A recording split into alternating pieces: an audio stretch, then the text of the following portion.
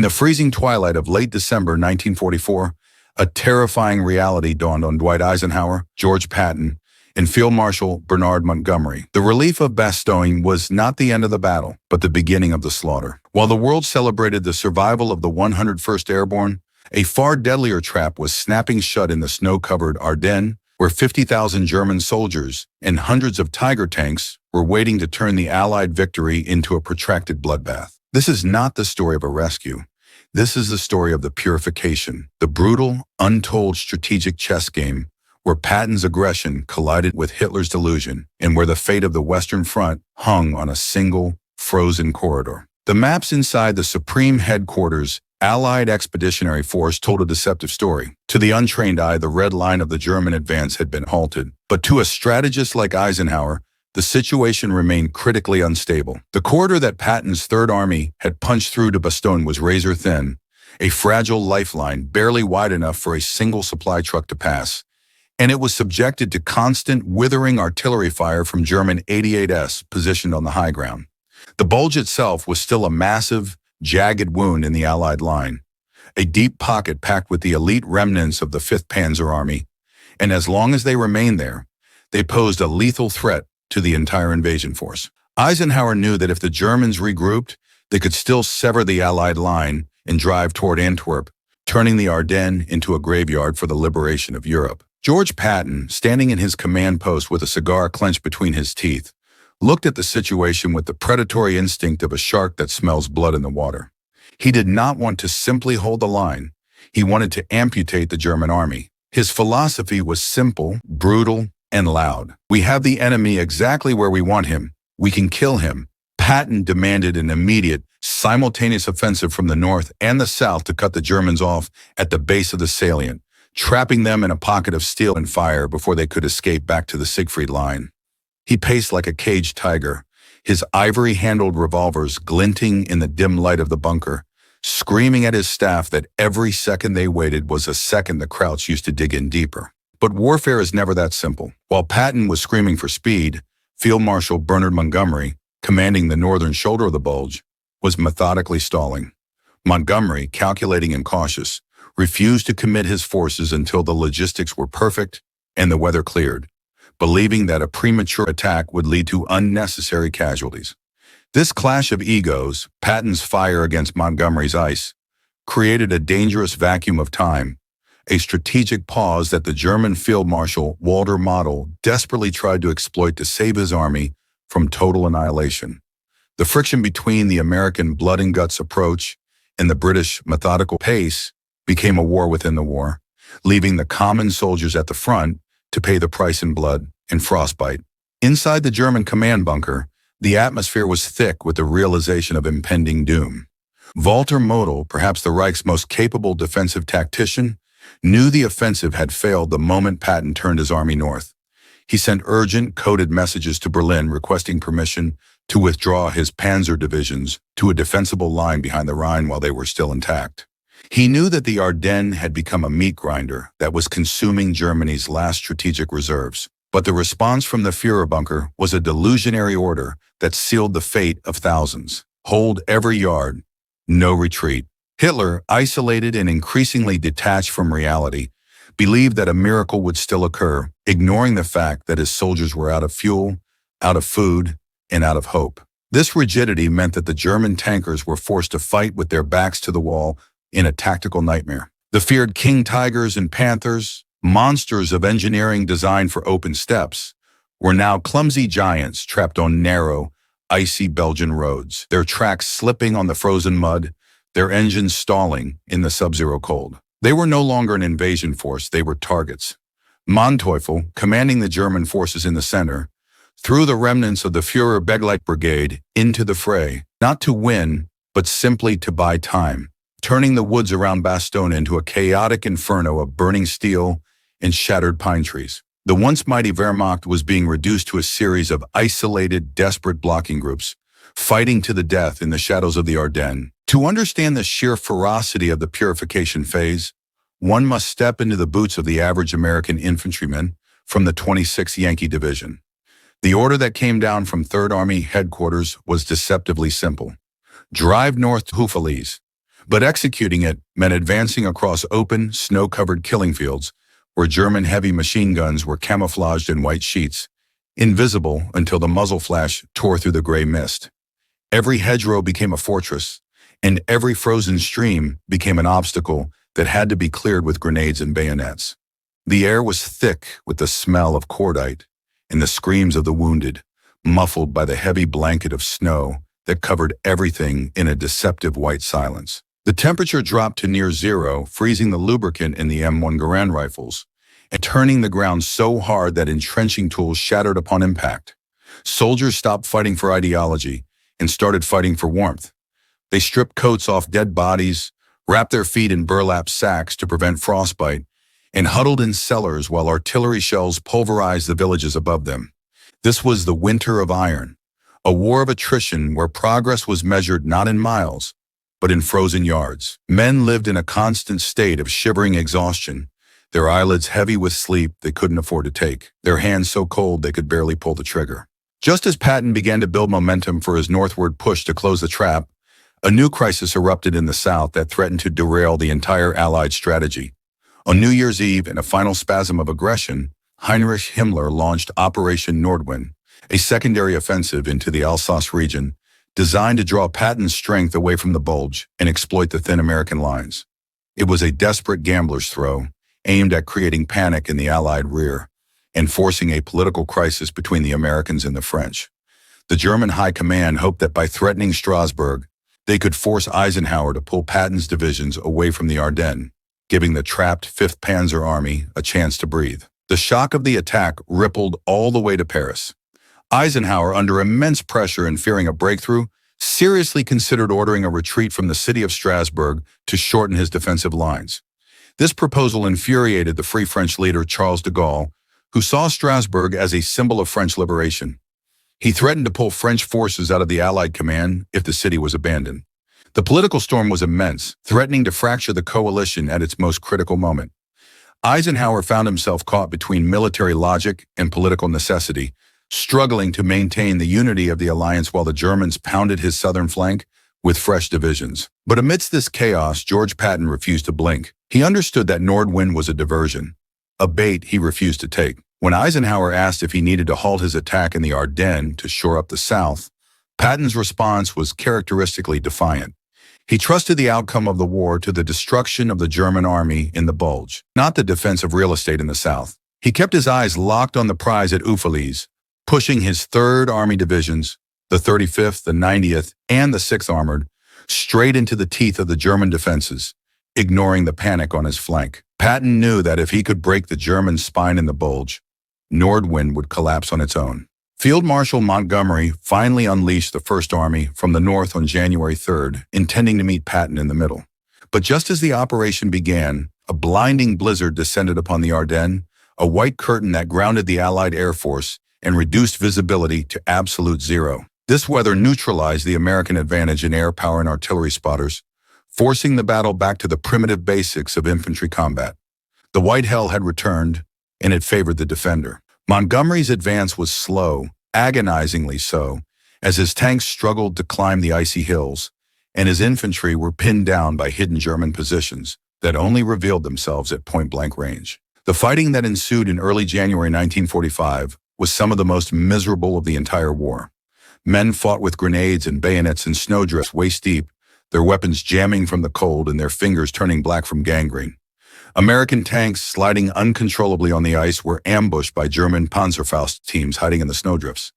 Every village, every farmhouse, every crossroads became a fortress that had to be reduced to rubble before the advance could continue.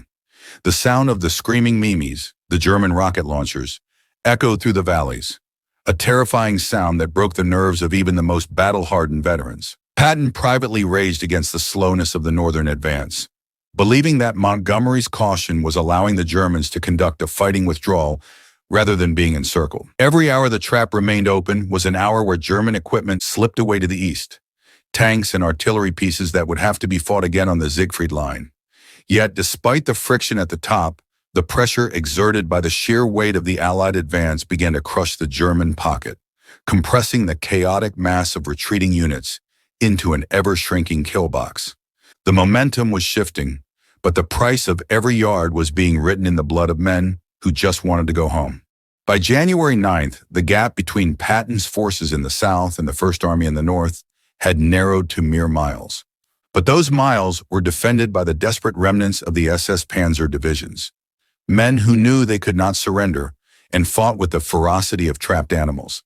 The battle had transformed from a strategic maneuver into a hunt, a relentless drive to close the jaws of the trap before the prey could escape into the safety of the German border. As the calendar turned to the second week of January 1945, the Battle of the Bulge shifted from a desperate Allied defense to a methodical industrial slaughter. The narrative often focuses on the American advance, but to truly understand the scale of the victory, one must look at the German retreat. The roads leading east out of the pocket, particularly the winding routes towards St. Vith and the German border, transformed into corridors of absolute destruction. American artillery spotters, flying in fragile Piper Cub aircraft above the tree line, looked down to see a traffic jam of apocalyptic proportions. The pride of the Wehrmacht, the remnants of the 2nd Panzer Division, the Panzerlehr, and the SS formations, were squeezed onto single-lane roads, hemmed in by dense forests and steep ravines. They were no longer an army, they were a target. Patton, sensing that the enemy was trying to limp away with their remaining heavy equipment, ordered his artillery commanders to unleash time-on-target barrages. This terrifying technique coordinated the firing of dozens of artillery batteries so that every shell, regardless of the gun's distance from the target, there was no warning whistle, no time to dive for cover. One moment the convoy was moving through the frozen silence, the next the entire world exploded in a synchronized wall of fire and steel. The roads became choked with the burning husks of half-tracks, overturned Kubelwagens, and the carcasses of horses that were still being used to pull artillery pieces because Germany had run out of fuel. It was a scene of total disintegration, a mechanical graveyard stretching for miles under the gray Belgian sky. Inside the German command vehicles, the radio chatter was a chorus of panic and despair. Commanders who had conquered France in 1940 and swept through Russia in 1941 were now reduced to begging for permission to abandon their equipment and flee on foot. Hasso von Manteuffel, a general respected by both sides for his tactical brilliance, realized that the discipline of his army was cracking under the strain. He saw veteran soldiers, men who had survived the horrors of the Eastern Front, throwing away their rifles and trudging east with blank stares, broken not by the enemy infantry, but by the ceaseless, crushing weight of American firepower and the biting cold. The Bulge was no longer a strategic maneuver. It was a cage that was slowly being crushed by a giant's hand. While the soldiers bled in the snow, a different kind of war exploded in the Allied High Command, a conflict of egos that threatened to shatter the alliance just as victory was within reach. The tension between the British Field Marshal Bernard Montgomery and the American generals, Patton and Bradley, reached its boiling point on January 7th. Montgomery, who had been given temporary command of the American 1st and 9th Armies in the North during the height of the German breakthrough, held a press conference that would go down in history as a masterclass in unintentional insult. It was a moment that almost changed the command structure of the war. Standing before the gathered press in a small schoolhouse, Montgomery described the battle as if he were a schoolmaster tidying up a messy classroom. He implied that the Americans had been on the verge of total collapse until he, the British savior, stepped in to tidy up the lines and lead them to safety.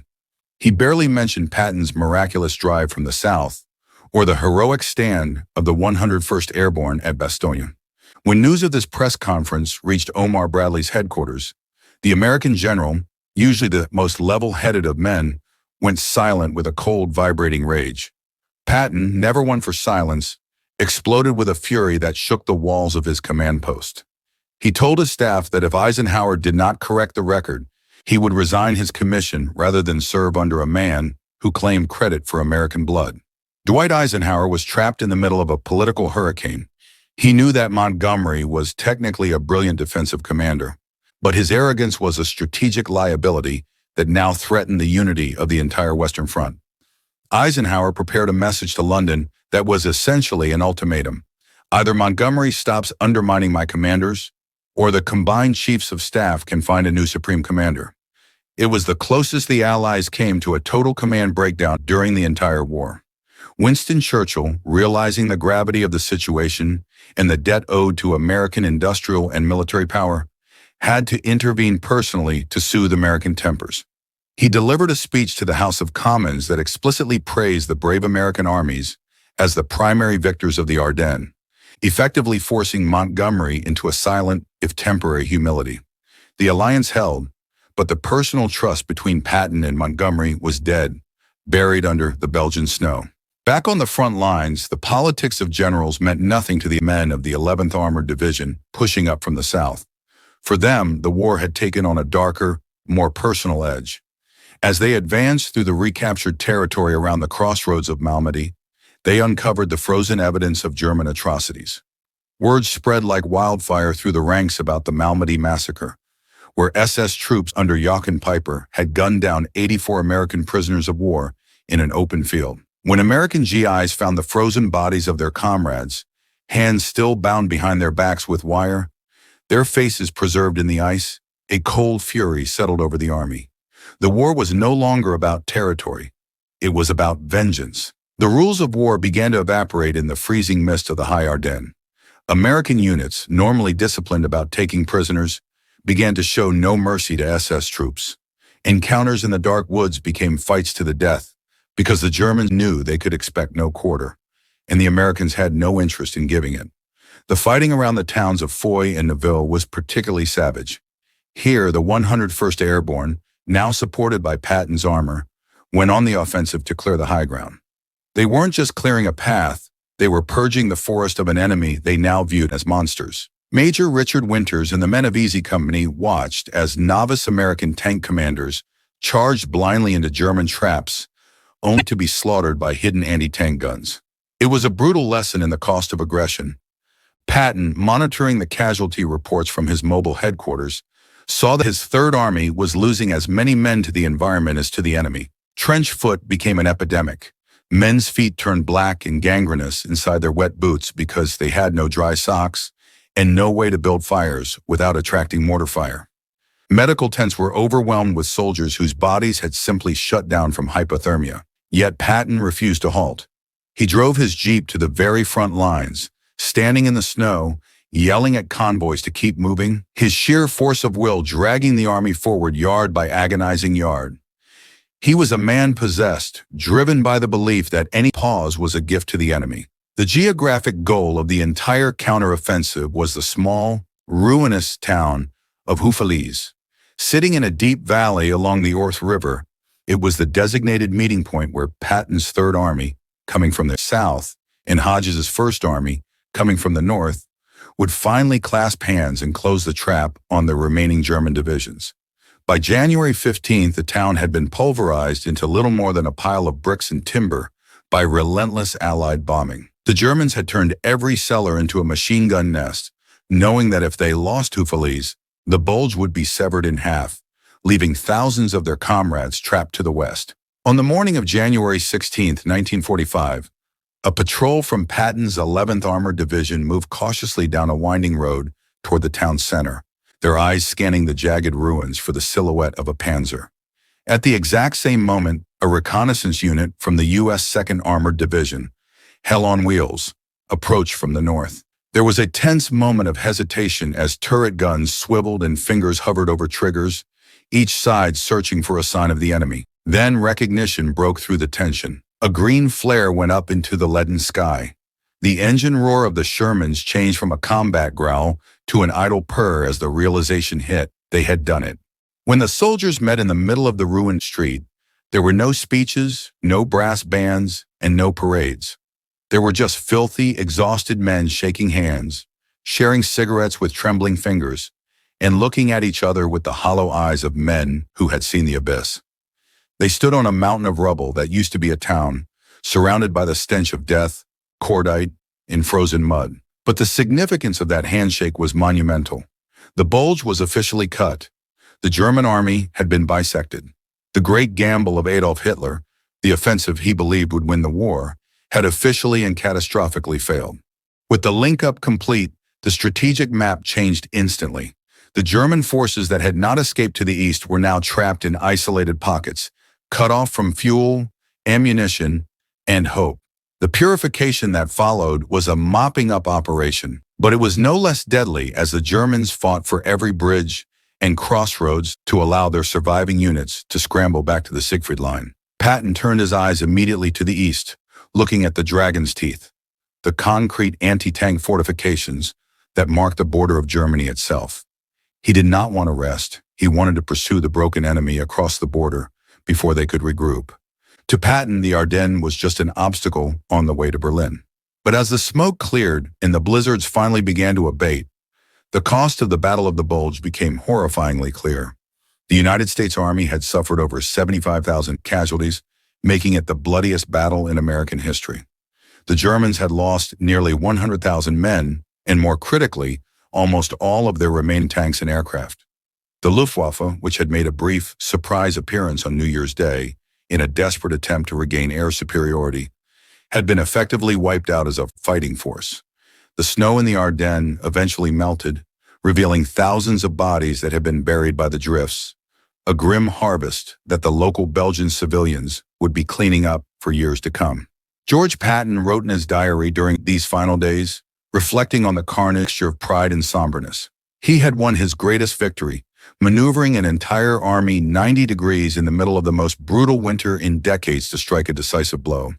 He had saved the 101st, crushed the last German offensive, and restored the Allied front. But he knew as he looked east toward the Rhine River that the war was not over. The beast had been wounded, mortally so, but it would fight even harder as the battle reached its own soil. The Battle of the Bulge was the fire that forged the final victory, proving that the Allied armies could withstand the very worst the Third Reich could throw at them and still move forward.